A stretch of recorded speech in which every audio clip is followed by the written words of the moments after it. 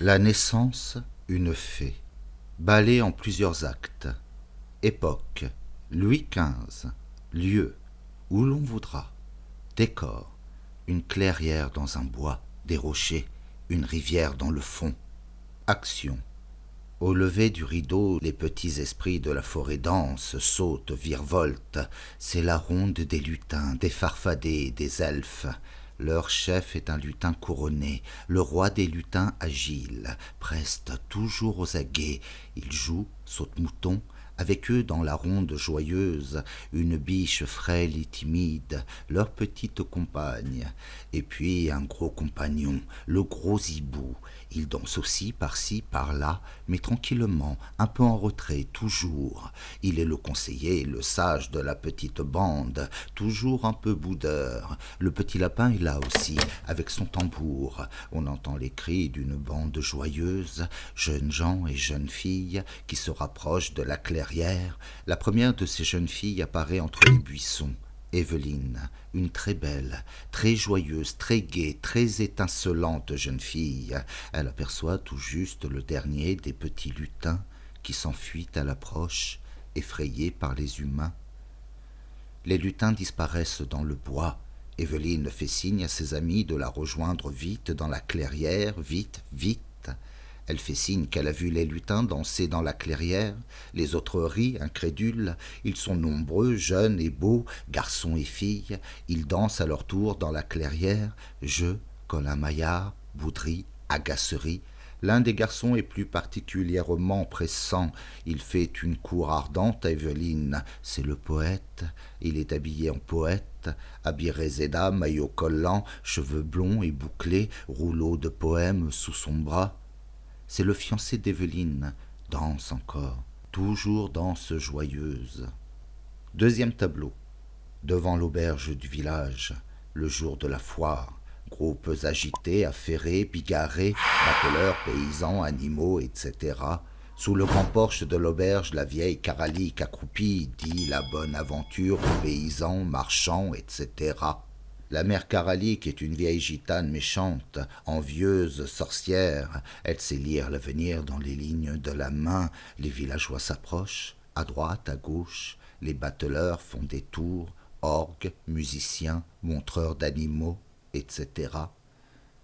Évelyne et le poète, suivis par toute la bande des jeunesses joyeuses, débouchent en ce moment sur l'esplanade du marché. Leurs rires, leurs gambades font fuir les clients de la vieille Caralique. Son éventaire est renversé. La vieille Caralique maudit leur farandole. Elle jure, elle sacre, elle menace. Les jeunes gens ripostent et se moquent d'elle. Et puis on se réconcilie un peu. Les jeunes filles se rapprochent. Le poète aussi. La vieille ne veut plus lire dans leurs mains. Elle est fâchée, vexée, dispute encore. La vieille saisit alors la main d'Éveline. Tous les autres se moquent de la vieille, lui font des grimaces. La vieille jette un sort à Évelyne, au poète. À ce moment, l'orage gronde, la pluie tombe, la foule se disperse, la ronde s'éparpille. Jeunes gens et villageois s'enfuient, rentrent chez eux. La vieille demeure seule sur la grande place du marché. Elle est seule sous l'orage. Elle ricane. Elle danse les maléfices. Elle se moque des jeunes gens. Elle mime leurs petites manières, leurs coquetteries, leurs manèges amoureux. Elle danse en boitant la danse des sorcières. La vieillesse méchante, tout autour de la scène, traversée d'éclairs et du vacarme de la foudre. Troisième tableau. Le même endroit. Encore devant l'auberge. Un autre jour de foire, foule, bateleurs, etc. Des grands panneaux décoratifs sont disposés sur les murs de l'auberge. D'autres devins racontent des histoires aux paysans, leur vente et leur vendent des médicaments boniment. Dans les remous de cette foule, une grande berline, 8 chevaux, veut se frayer un chemin, lourdement chargé. La foule veut empêcher la berline de passer, d'avancer. Des grappes de gamins se pendent aux portières. Après les bagages, la grande berline penche alors et s'effondre d'un côté. Un essieu vient de se briser. La foule toute heureuse s'amuse de l'accident. Cet accident survient juste devant l'auberge. Le cocher de la berline dégringole rapidement de son siège. C'est un petit homme tout brun, tout pétulant, visage bistré sous son grand tricorne, sourcils, moustache à la Méphisto. Attention, en réalité, c'est le diable lui-même, travesti. Il va tout de suite trouver le gros hôtelier, surgi sur le seuil de sa porte, attiré par la grande rumeur, très grand salut réciproque. Aux portières de la berline apparaissent 20 têtes charmantes, 3 rieurs espiègles, bouclés, 20 jeunes filles en voyage, figures animées, pétillantes, malicieuses. Elles veulent descendre à tout prix, le petit cocher ne veut pas, leur défend bien, quiproquo, la foule prend fait et cause. Descendez, descendez, la foule se presse, s'agite, on ouvre la berline. Descendez, sautent gracieusement sur le sol les 20 demoiselles, capelines de voyage, chacune à menu bagage, petite ombrelle, etc. À peine à terre, elles gloussent, s'échappent furtives, mutinent. Le petit cocher Méphisto est débordé, il jure, il se démène, il les rattrape dans la foule. Enfin, il peut rassembler sa troupe, mais la lourde berline ne peut plus rouler. Cassée. Pressons, mesdemoiselles, pressons.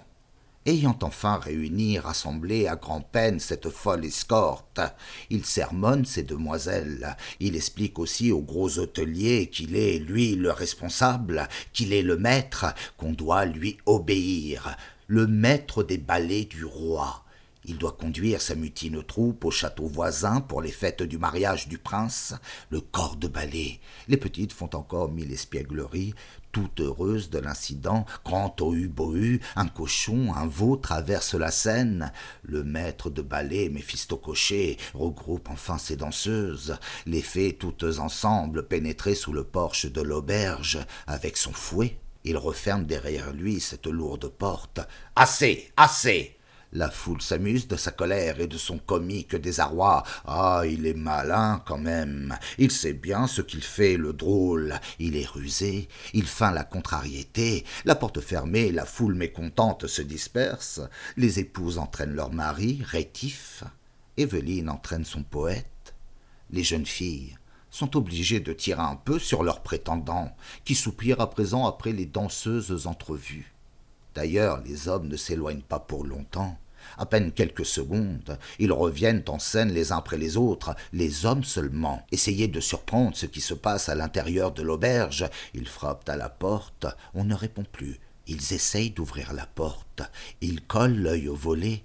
Ils sont tous revenus là. Le poète, le gros magistrat, le notaire, le médecin, le professeur du collège, l'épicier, le maréchal Ferrand, le gendarme, le général, tous les notables, les ouvriers, le croque-mort même. On entend une musique de danse qui vient de l'intérieur de l'auberge.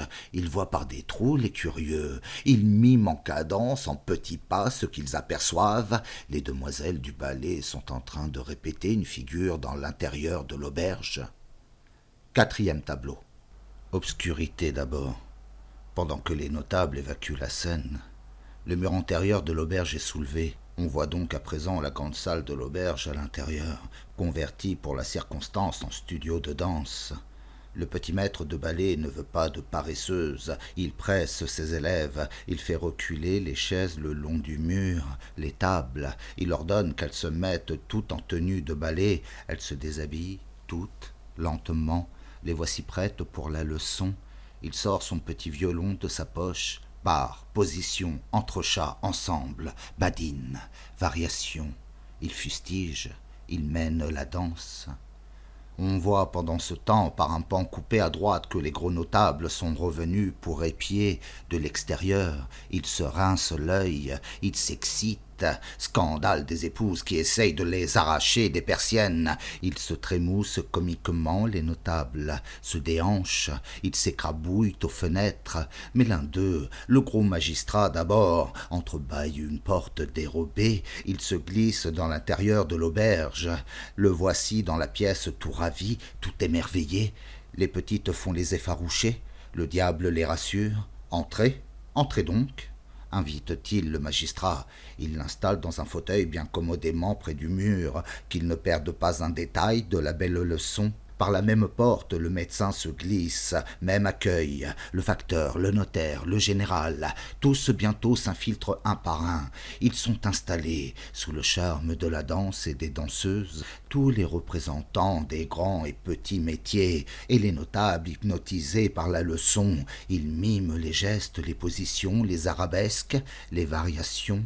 Le diable est ravi, le poète arrive enfin le dernier.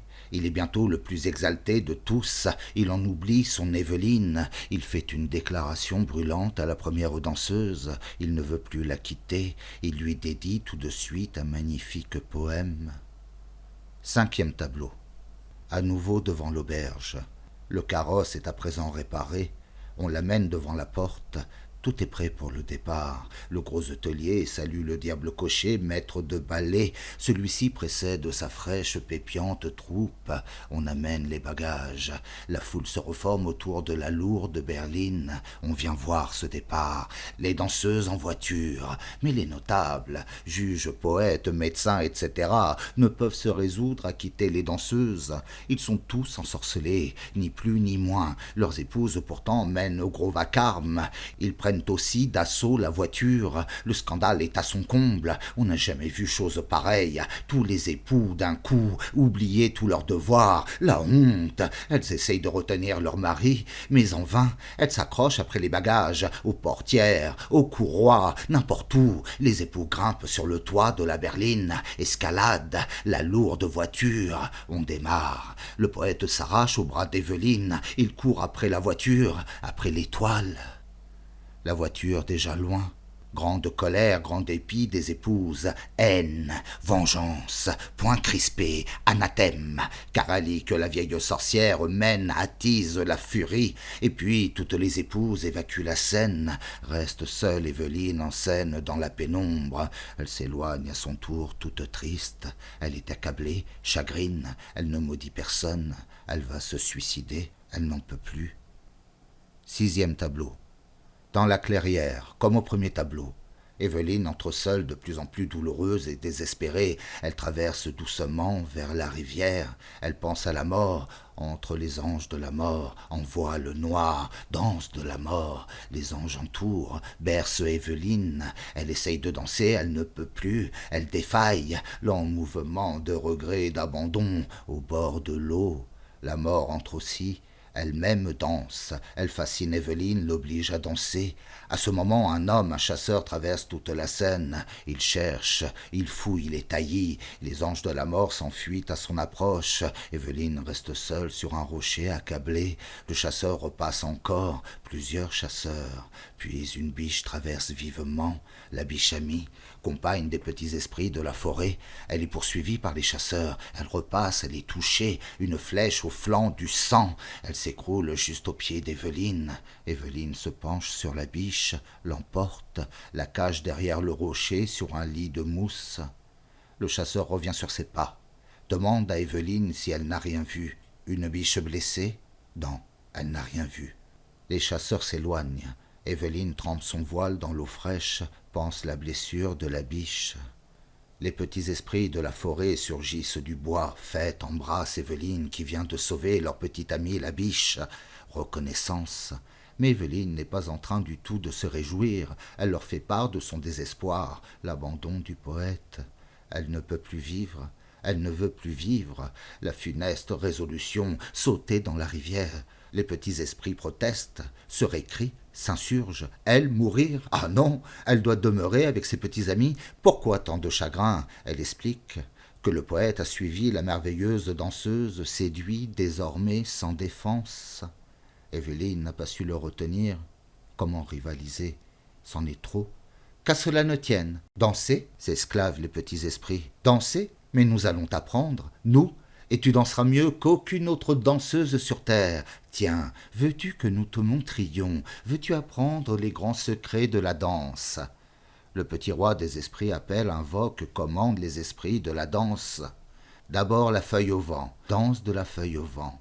Éveline, chaque fois, danse avec l'esprit invoqué, de mieux en mieux, le tourbillon des feuilles, l'automne, le feu follet, Zéphyr lui-même, les buées ondoyantes, la brise matinale, la lumière des sous-bois, etc. Évelyne danse de mieux en mieux. Enfin, l'un des esprits fait cadeau à Évelyne d'un roseau d'or qu'il va cueillir sur la berge, le roseau magique. Évelyne fixe à son corsage le joli roseau d'or. Elle danse à présent divinement. C'est exact. Tous les petits esprits de la forêt accourent pour l'admirer. Ah, elle peut retourner vers la vie, elle n'a plus à craindre de rival. Adieu reconnaissant, grande émotion, touchantes effusions. Évelyne quitte ses petits amis pour rejoindre son fiancé volage. Elle quitte la clairière sur les pointes. Les petits amis, de loin, lui envoient 1000 baisers et tous leurs vœux de bonheur. 7e tableau. Encore une fois devant l'auberge. Évelyne est tout de même un peu désemparée avec son roseau d'or. Comment retrouver son fiancé? Elle ne connaît pas le chemin. Où peut-il être? Elle questionne, elle cherche, personne ne sait. Puisqu'il s'agit d'une affaire diabolique, elle va s'informer auprès de Karalik, la vieille sorcière, si venimeuse, si méchante. Elle doit savoir, elle. Confiante, Évelyne lui explique ce qui lui est arrivé, mais qu'elle danse à présent à merveille. « Vraiment, vraiment, fais-moi voir !» Évelyne danse quelques pas. C'est exact. Karalik est étonnée. Elle ameute aussitôt tous les tziganes de sa tribu, les femmes et les paysans aussi.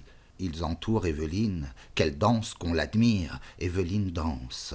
Le charme est infiniment puissant, irrésistible, immédiat. Les hommes sont tous aussitôt séduits. Les tziganes surtout. L'un d'eux se détache du groupe. Il vient danser avec Évelyne. Les fleurs. Il est envoûté. La vieille Karalik, dans la foule, pendant ce temps, attise la jalousie des femmes. Tu vois, elle possède le charme à présent, le grand secret de la danse. Elle va te prendre ton homme, défends-toi, gitane. Elle force un poignard dans la main d'une des épouses, la femme du tzigane qui danse avec Évelyne à ce moment. Évelyne ne prend garde. Elle est poignardée en plein dos. Évelyne s'écroule. La foule se disperse, horrible. Le corps d'Évelyne reste en scène, morte. Un pinceau de lumière sur le cadavre. La scène toute noire. Un petit ramoneur s'écoule ainsi, en musique douce. Et puis, doucement, l'on voit surgir de l'ombre 1, 2, 3 petits esprits de la forêt. 3, 4, la biche, la gazelle, les elfes, le feu follet, le gros hibou, conciliabule, alarmé, désolé, pathétique des petits esprits de la forêt. Ils arrachent le grand couteau de la plaie. Ils essayent de ranimer la pauvre Évelyne. Rien à faire. Le petit roi des elfes est plus désespéré que tous les autres petits esprits encore. Il discute avec le gros hibou, lui le sage de la tribu. Elle est bien morte, Évelyne. C'est la faute du roseau d'or. Elle dansait trop bien pour une vivante, trop bien. Posséder un tel charme vous fait trop haïr des vivants. Faire naître trop de jalousie vous fait tuer très certainement. Comment faire? Le gros hibou a une idée. Dans la légende, il est écrit, dans la légende de la forêt, que si l'on répand 3 gouttes de clair de lune sur le front d'une vierge morte amoureuse, celle-ci peut ressusciter à l'état de fée.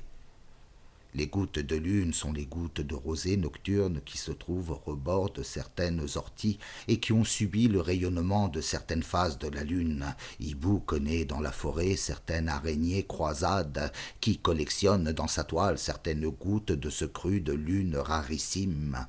Ils partent à la recherche de l'araignée.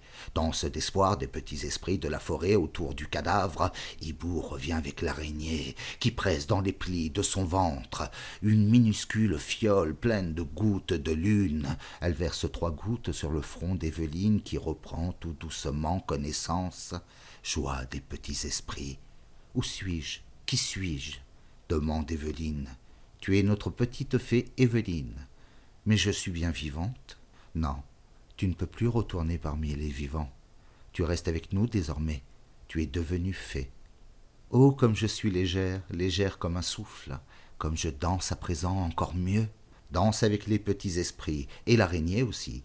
Mais le chagrin étreint malgré tout Évelyne. Elle n'a pas oublié tout à fait son poète, l'infidèle.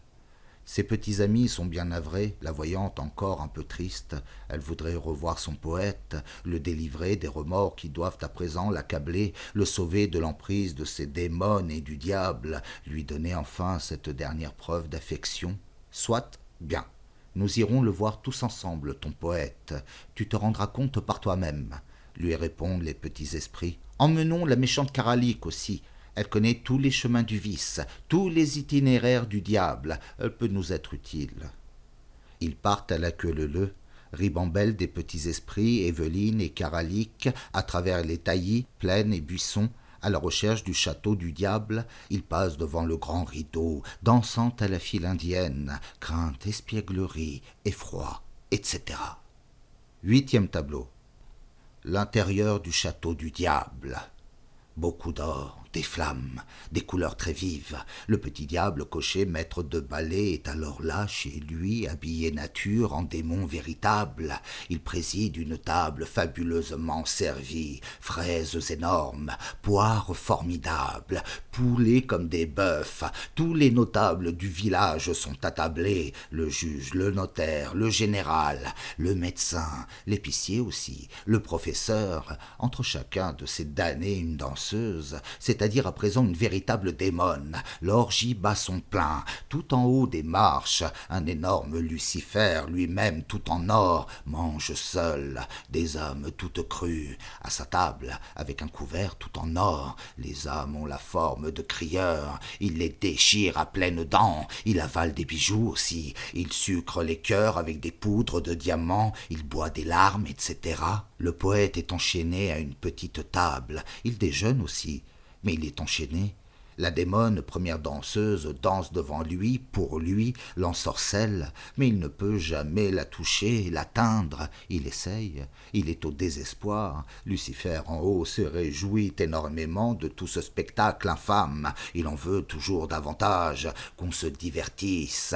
Il commande au petit maître de ballet de faire danser tous ces damnés au fouet. Tous dansent alors comme ils peuvent, chacun dans son genre. Le juge avec ses condamnés, le juge bien rubicon, les condamnés bien maigres, avec leurs boulets et leurs chaînes, leurs femmes qui portent des rançons. Le vieil avare danse avec les huissiers, avec les emprunteurs ruinés, le général avec les soldats morts à la guerre, Have, avec les squelettes et les mutilés de la guerre, tout sanglants. Le professeur avec ses élèves morveux, ses garnements, les doigts dans le nez, les oreilles d'âne, le gros souteneur avec ses putains et ses vicieuses et les fillettes, l'épicier avec ses clients volés, ses faux poids, ses fausses balances, le notaire avec les veuves ruinées, ses clients escroqués, le curé avec les bonnes sœurs volages et les petits clercs pédérastes, etc. À ce moment, Karalik en trouve la porte.